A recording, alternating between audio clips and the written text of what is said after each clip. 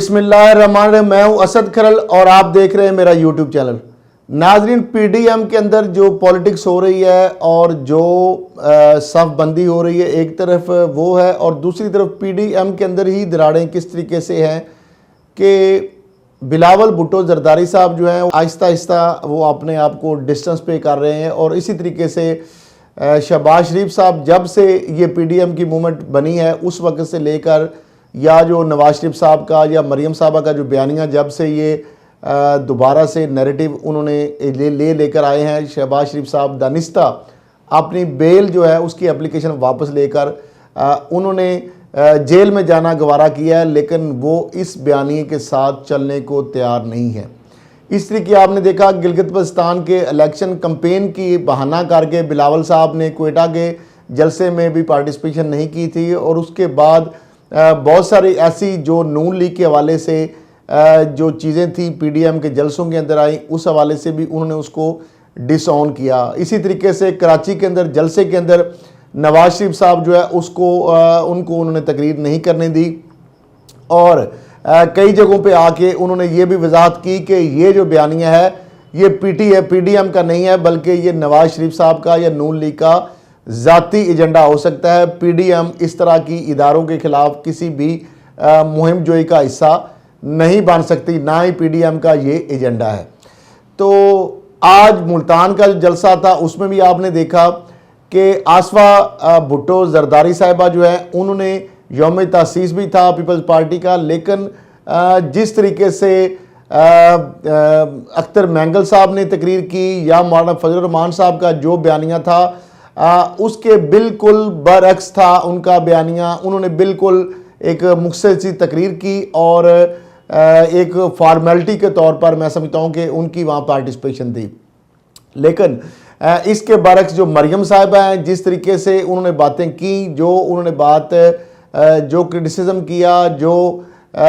मामलात उन्होंने किए, जो इदारों के ऊपर तनकीद की, वो आप सबके सामने है। नाज़रीन, आप जिस तरीके से बिलावल भुट्टो जरदारी साहब या मरियम साहिबा ने कहा कि जनवरी में ये हुकूमत चली जाएगी, और मरियम साहिबा का ख़ास तौर पर अगर बात की जाए तो उन्होंने कुछ दिन पहले जो बीबीसी के इंटरव्यू दिया था उसमें उन्होंने बताया था कि फ़ौज के साथ हम डायलॉग के लिए तैयार हैं, लेकिन इसके लिए शर्त यह है कि वो पहले हुकूमत को चलता करे। लेकिन आज की जो डेवलपमेंट है, जो चौधरी निसार अली खान साहब की जाती उमरा में शहबाज शरीफ साहब से मुलाकात है और उससे पहले ख्वाजा आसफ, राना तनवीर और एक और जो रहनुमा है हसन इकबाल साहब, उनकी शहबाज शरीफ साहब से मुलाकात और चौधरी निसार अली खान साहब की शहबाज शरीफ साहब से मुलाकात। वही चौधरी निसार अली खान जो कलसूम साहिबा का जो इंतकाल पर तज़ियत करने के लिए आना चाहते थे, लेकिन नवाज शरीफ साहब ने उनको अलाउ नहीं किया था। वही चौधरी निसार अली खान साहब जब वो छुट्टी पर और इस्तीफ़ा दे के घर चले गए थे नाराज़गी का इजहार करके, फवाद हसन फवाद उस वक़्त के प्रिंसिपल सेक्रेटरी को उन्होंने इस्तीफ़ा दे दिया था और वजारत में जाना भी छोड़ दिया था, लेकिन उस वक़्त भी नवाज शरीफ साहब ने शहबाज शरीफ साहब के बार बार इसरार के बावजूद उल्टा गिला भी था चौधरी निसार अली खान साहब को और लेके भी उनको नवाज शरीफ साहब के पास जाना चाहते थे। तो नवाज शरीफ साहब ने जाती उमरा में चौधरी निसार अली खान को लाने से शहबाज शरीफ साहब को मना कर दिया था। अभी जो मुलाकात ताज़ा तरीन हुई है चौधरी निसार अली खान साहब के साथ शहबाज शरीफ साहब की एक तवील मुलाकात हुई है और नाज़रीन, आपको अंदाज़ा नहीं है कि जिस तरीके से नवाज शरीफ साहब या मरियम साहिबा चौधरी निसार अली खान से जो रवैया रवा रखा है उन्होंने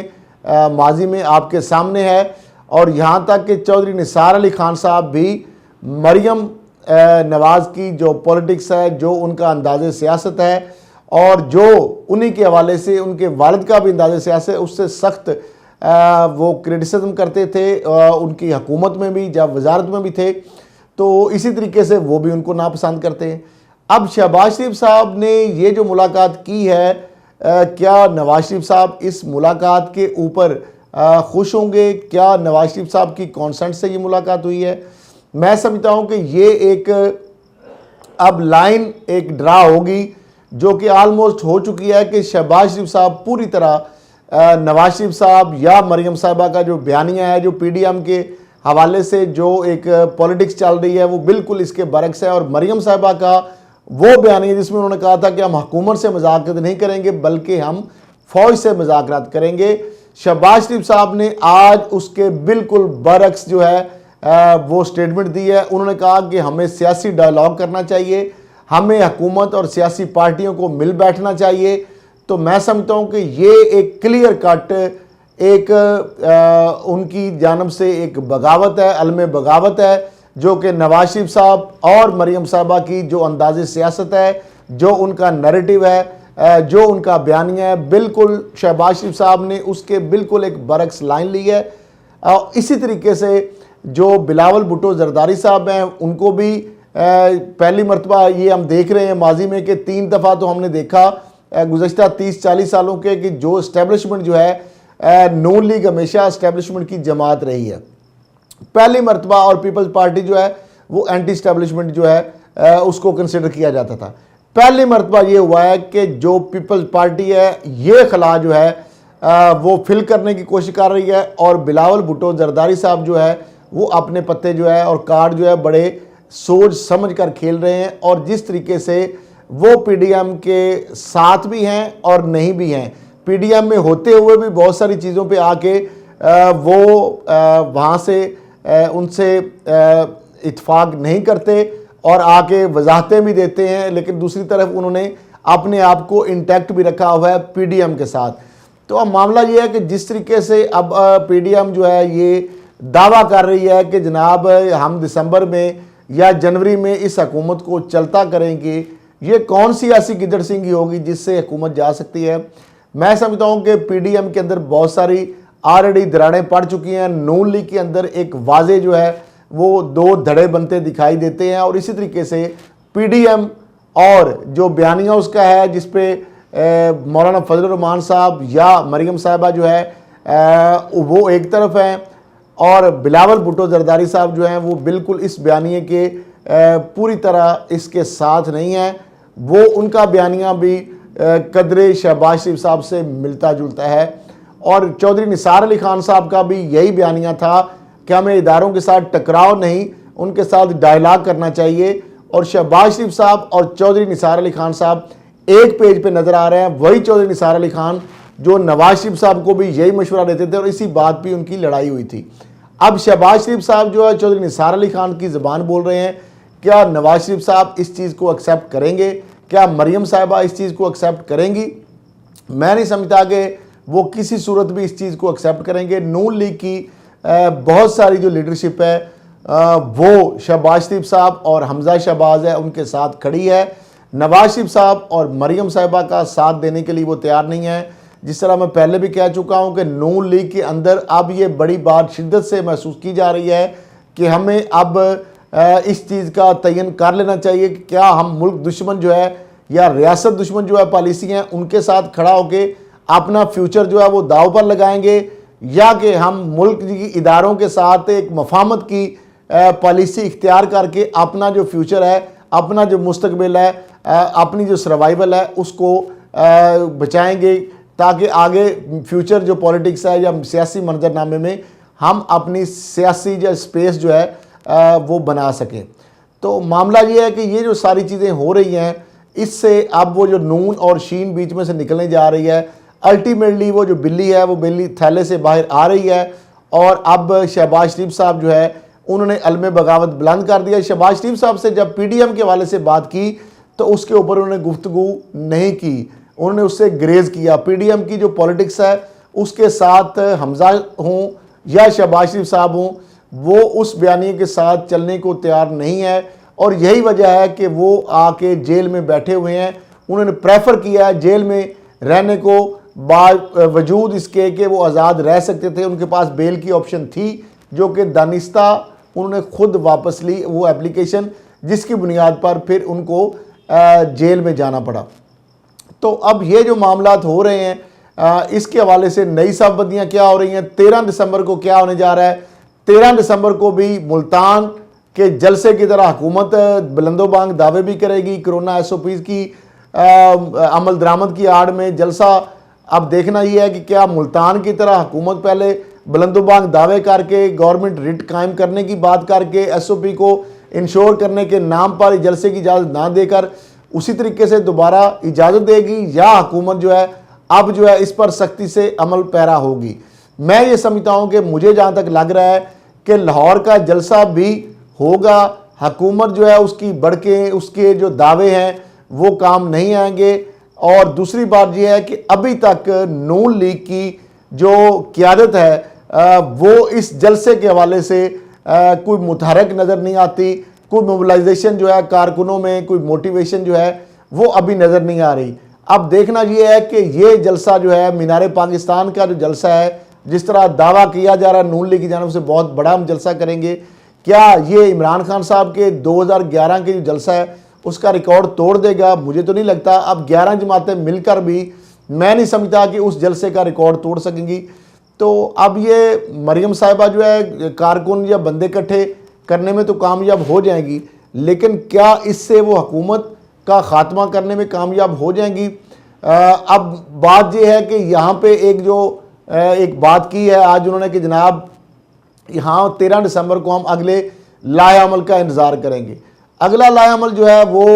क्या हो सकता है, उस हवाले से जो ऑप्शंस की बात वो करते हैं बार बार कि हमारे पास बहुत सारे ऑप्शंस हैं। तो ऑप्शन जो है वो इस्तीफ़ों का ऑप्शन है। वो पीपल्स पार्टी अपना इक़्तिदार एंजॉय कर रही है सिंध में, वो इस्तीफ़े देने के लिए तैयार नहीं है। मुस्लिम लीग नून जो है वो इस्तीफ़े देने के लिए तैयार नहीं है। और जिस तरीके से हम देख रहे हैं कि अब चूँकि सेनेट के अंदर मार्च के अंदर PTI की जो है वो अक्सरियत आ जाएगी सेनेट के अंदर भी, तो उससे अब PTI की हुकूमत मज़ीद मजबूत होगी, ना कि वो कमज़ोर होगी। इलेक्शन रिफॉर्म्स की अगर बात करें तो ये पहली हुकूमत है जो कि खुद इलेक्शन को शफाफ और ट्रांसपेरेंट बनाना चाहती है, लेकिन उसके ऊपर अपोजिशन जो है वो बिल्कुल सीरियस नहीं है। जो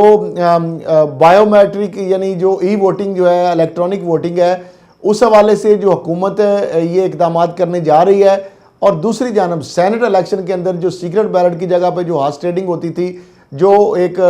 हर जो हुकूमत है वो एक बाज़ार से जाती थी और वो हॉर्स ट्रेडिंग का एक बाज़ार गर्म होता था और करोड़ों रुपए का जो खेल खेला जाता था हुकूमती वसाइल डेवलपमेंट फंड्स के नाम पर, मुख्तलिफ ब्राइब्स के नाम पर लोगों की खरीद और फरोख्त होती थी। पहले ये हुकूमत है जिसने ये फैसला किया है, इमरान खान साहब ने ये ऑफ़र किया है कि वो चाहते हैं कि जनाब इसको शो ऑफ हैंड के ज़रिए यानी हाथ खड़ा करके जो वोट हैं वो दिए जा रहे हैं ताकि ये हॉर्स ट्रेडिंग का ख़ात्मा हो सके। अब ये दोनों वो मामलात हैं जिससे अगर ये अपोजिशन जमातें ये समझती हैं कि आइंदा आने वाले इलेक्शन में धांधली का जो एक जवाज़ है वो ख़त्म हो सके, तो इनको सीरियस होना चाहिए। लेकिन मुझे नहीं लगता कि ये दोनों चीज़ें इसके ऊपर ये अपोजिशन जमातें आएंगी। इसके साथ साथ इमरान खान साहब जो बार बार ये कहते हैं कि जनाब ये अपोजिशन जमातें जो हैं उनके साथ वो हर इशू पे बैठने के लिए तैयार हैं, मासवा NRO जो कि ये अपने बिलावल साहब और मरियम साहिबा अपने और वालदैन के लिए जो NRO मांगती हैं, जो नैब के ख़ात्मे की बात करते हैं, वो किसी सूरत इनको NRO नहीं देंगे, बेशक उनकी हुकूमत ही चली जाए। अब दिसंबर और जनवरी के हवाले से जो ये पेशीन गोई बिलावल साहब और मरियम साहिबा ने की है, मैं समझता हूँ कि इसके अंदर कोई हकीकत सामने नज़र नहीं आ रही। हुकूमत को सबसे बड़ा इस वक्त जो चैलेंज है वो है महंगाई का, गुर्बत का, बेरोज़गारी का। और इमरान खान साहब ने जो अभी जो इंडिकेटर्स हमारे मुल्क के आ रहे हैं, बेशक आवाम को बराह रास्त जो रिलीफ है वो तो हुकूमत देने में कामयाब अभी नहीं हो सकी। महंगाई का इशू भी है, बेरोज़गारी का इशू भी है, और जिस तरीके से ये दो बड़े चैलेंजेस हैं। लेकिन जो इंडिकेटर्स हैं जो कि आहिस्ता आहिस्ता ग्रेजुअली आवाम तक उनका सम्राट जो है पहुँचेंगे, वो ये हैं कि एक्सपोर्ट जो है पाकिस्तान की कोरोना के बावजूद वो बड़ी है एज़ कम्पेयर टू पिछले सालों में अगर देखा जाए। फिर उसके बाद करंट डेफिसिट जो खसारा है वो बहुत यानी उस पर काबू पाया गया है, ये बहुत बड़ी एक अचीवमेंट है। और फिर जो ज़र मुबादला के जो ज़खायर हैं, जो रेमिटेंस जो ओवरसीज़ पाकिस्तानी जन्म से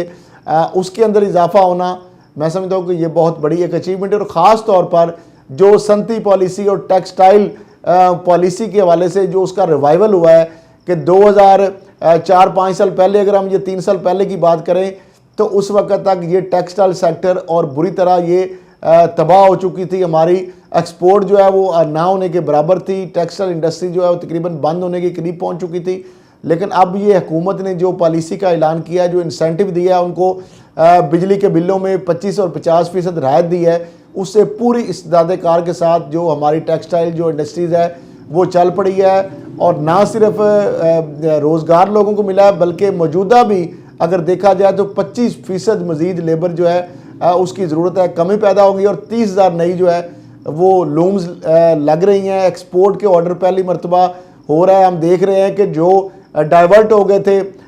जो चले गए थे पाकिस्तान की बजाय बांग्लादेश और भारत को, वो दोबारा पाकिस्तान को डाइवर्ट हो गया ऑर्डर। और इसी तरीके से अगर हुकूमत ये महंगाई के जिन पर अगर काबू पा लेती है, ये जो सर्कुलर डाटा है, जो IPPs माफिया है उसके साथ अगर डील करने में कामयाब हो जाती है, लोगों को जो महंगाई है उसके ऊपर काबू पा लेती है, रोज़गार देने में अगर कामयाब हो जाती है, जो घरों का वादा किया था 50 लाख,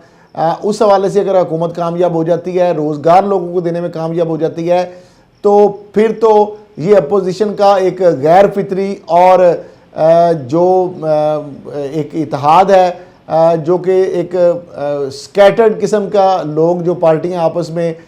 मिल के उन्होंने एक अपने अपने ज़ाती एजेंडे के लिए, अपने केसेस से अपनी जान छुड़ाने के लिए जो इत्तेहाद किया है, मेरा ख्याल है ये हुकूमत गिराने में कामयाब नहीं हो सकेगा। 2023 तक अगर ये हुकूमत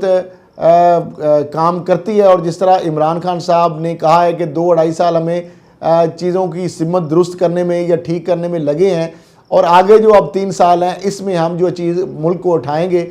तो इदारों को उठाएंगे, तो अब देखते ये हैं कि अगर 3 साल हुकूमत इस पे भरपूर अगर तवज्जो दे लेती है, तो फिर 2023 के अंदर हम देखेंगे कि ये हुकूमत जो है, जिसके पास इस वक्त चूँकि मैंडेट नहीं है, उसके पास सादा अक्सरियत भी नहीं है हुकूमत के पास, और यही वजह है कि लेजिस्लेशन में बहुत सारे मसाइल का सामना हुकूमत को, लेकिन उसके बावजूद आपने देखा कि बहुत से चैलेंजेस जो हैं उससे हुकूमत निकली है। सेनेट के अंदर अदम एतमाद जो की गई, उस पर हुकूमत जो है उसने विन किया। स्पीकर के खिलाफ जो अदम एतमाद लाने की अपोजिशन ने बात की, उससे वो बैकआउट कर गए। फिर जिस तरह फाइनेंस बिल पास हुए, बजट पास हुकूमत ने करवाए, फिर उसके बाद हुकूमत ने अपोजिशन की NRO की जो ख्वाहिश है, जो नायब कवानीन की तरमीम है, उस पर रजामंदी ना होने के बावजूद अपोजिशन जमातों की फाटफ का बिल जिस तरह पास करवा लिया, और इंटरनेशनल जो पाबंदियां हमारे ऊपर लग सकती थी, हम ग्रे से ब्लैक लिस्ट में भी जा सकते थे, उससे हुकूमत बाहर निकली। तो ये बहुत बड़े चैलेंजेस हैं। और अगर हुकूमत अपने जो अखराजात है उन पर काबू पा लेती है, और IMF की मज़ीद अगर वो इमदाद पे बजाय अपने ख़ुद पे इंसारी पे जाती है, तो ये वो चीज़ें हैं जो, हाँ, ख़ास तौर पर जो डॉलर का जो बहुत ज़्यादा रुपए के ऊपर जो जिस तरीके से दबाव था, और अब 10 रुपये तकरीबन कम डॉलर की कीमत होगी रुपए के मुकाबले में, यानी रुपया जो है उसकी कीमत डॉलर के मुकाबले में बढ़ी है, यानी एज़ कम्पेयर टू अगर प्रीवियस उसको देखा जाए, जिस तरीके से डॉलर बहुत ज़्यादा राइज़ कर रहा था, लेकिन अब रुपया जो है मुस्तकम हुआ है। तो ये वो सारे इंडिकेटर्स हैं जिससे ये अंदाज़ा लगाने में कोई शक नहीं है कि हुकूमत जो है वो आहिस्ता आहिस्ता ग्रेजुअली जो है वो बेहतरी की तरफ जा रही है। लेकिन फिर वही मसला है कि आम जो आदमी है उस तक ये रिलीफ नहीं पहुंच रहा। आम आदमी जो है वो महंगाई की चक्की में पिस रहा है। उसको 50-56 रुपए वाली चीनी जो है 120 रुपए में मिल रही है, उसको अंडा जो है वो 18 से 20 रुपए में मिल रहा है, उसको घी जो है वो 50 से 80 रुपए kg उसमें इजाफा हो गया है, उसको बिल जो गैस के हैं वो ज़्यादा पहले से आ रहे हैं, उसको बिजली के बिल पहले से ज़्यादा आ रहे हैं, वो बेरोज़गार हो रहा है, वो उसका चूल्हा जो है वो रोज़ उसके जो है चूल्हा उसका जो है वो बुझ रहा है। तो ये वो चीज़ें हैं, ये जो बुनियादी इश्यूज़ हैं, अगर हुकूमत को इनको ओवरकम कर ले, इन पे काबू पा ले, तो दैन जो है 2023 में हुकूमत इससे बेहतर रिज़ल्ट उसको मिल सकते हैं। अदरवाइज़ जो अपोजिशन है, ये जो लोग जा रहे हैं, ये अपोजिशन की मकबूलियत का मुंह बोलता सबूत नहीं है, ये बल्कि मौजूदा जो महंगाई है, जो उसकी वेव है, ये उसका रद्द अमल है कि जो इन जलसों में लोग जा रहे हैं, इन पार्टियों के जलसों में जो 11 पार्टियां मिलके भी चंद सौ या चंद हज़ार लोग जमा अगर कर रही हैं, तो मैं नहीं समझता कि ये जो तहरीक है इससे हुकूमत चली जाएगी जनवरी या दिसंबर तक। अभी तक कोई ऐसे इंडिकेटर नहीं है। हुकूमत जो है सिविलियन गवर्नमेंट और जो अस्करी क़यादत है वो भी एक पेज पे है। जिस तरह प्राइम मिनिस्टर ने ISI का दौरा किया हेडक्वार्टर का, वहाँ पे भी आर्मी चीफ भी मौजूद थे, chairman joint chief of staff थे, नेवल और एयर चीफ भी वहाँ पे मौजूद थे, और वहाँ पे बहुत सारे जो इश्यूज़ हैं वहाँ पे डिस्कस हुए। मुल्क को जो दरपेश चैलेंजेस हैं वहाँ पे वज़ीर-ए-आज़म को ब्रीफिंग दी गई कि पाकिस्तान को कौन से अंदरूनी और कौन से बैरूनी चैलेंजेस जो है उसका सामना है। तो उसके हवाले से मैं समझता हूँ कि इस वक्त जो इदारे हैं वो भी रियासत के साथ खड़े हैं इस वक्त, और जो मौजूदा हुकूमत है वो भी इदारों के साथ मिलकर पाकिस्तान की तरक्की, खुशहाली और ख़ुद मुख्तारी के लिए तमाम तरह अपने वसाइल बुरुकार ला रही है। तो मैं ये समझता हूँ कि जो ये दावा कर रहे हैं PDM के लोग कि जनाब जनवरी या दिसंबर में ये हुकूमत ख़त्म हो जाएगी, मैं आपको ये ख़बर दे रहा हूँ, ये मेरी ख्वाहिश नहीं है, ये ख़बर है। और ये इन जो चीज़ें हैं, ये डाउट्स हैं, ये जो चीज़ें हैं, जो फैक्ट्स हैं, उसको अगर सामने रखें तो जिस तरीके से कि PDM के अंदर मुख्तलिफ धड़े हैं, खलीज है, उनका बयानिया जो आपस में बहुत सारा तजाद है। इसी तरह हुकूमत अगर अपने आप को जिस तरह उसने पाँव पे खड़ा किया है और आगे अब राइज़ की तरफ जा रही है, और हुकूमत अगर महंगाई के जिन पर काबू पा लेगी, तो मैं समझता हूँ कि दिसंबर या जनवरी की बजाय ये 2023 तक हुकूमत अपना मुद्दत पूरी कर सकती है। और हुकूमत अगर मुद्दत पूरी कर लेगी तो यही ख़तरा है जो PMLN को और पीपल्स पार्टी को कि अगर हुकूमत ये मुद्दत पूरी कर गई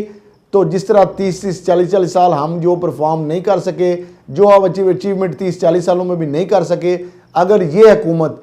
उसमें कर गई तो फिर ये है कि अगली दफ़ा तो शायद हमें इतने वोट भी ना मिलें। तो मामला ये है कि अब देखना ये है कि क्या हुकूमत जो है वो डिलीवर करने में, परफॉर्म करने में कामयाब होती है। अगर वो होगी, यकीनन PDM की जो है ये तहरीक जो है ये नाकामी से दो चार होगी। लेकिन अगर महंगाई का जिन जो है वो बोतल में बंद करने में कामयाब नहीं होगी हुकूमत, तो फिर मैं आपको बता देता हूँ, फिर ये PDM की तहरीक जो है वो कामयाब भी हो सकती है और हुकूमत जो है 2023 से पहले भी घर जा सकती है। तो अब देखना ये है कि हुकूमत और PDM जो इनका आपस में एक मुकाबला चल रहा है, इसमें अब ऊँट किस्वट करवट बैठेगा, ये डिपेंड करता है हुकूमत की परफॉर्मेंस पे। अगर वो बेहतर परफॉर्म करेगी तो यकीनन जो है PDM की तहरीक जो है वो नाकामी से दो चार हो जाएगी। इसी के साथ इजाज़त दीजिए, और अगर आपको चैनल जो है पसंद आए तो प्लीज़ सब्सक्राइब भी करिएगा। अल्लाह हाफ़िज़।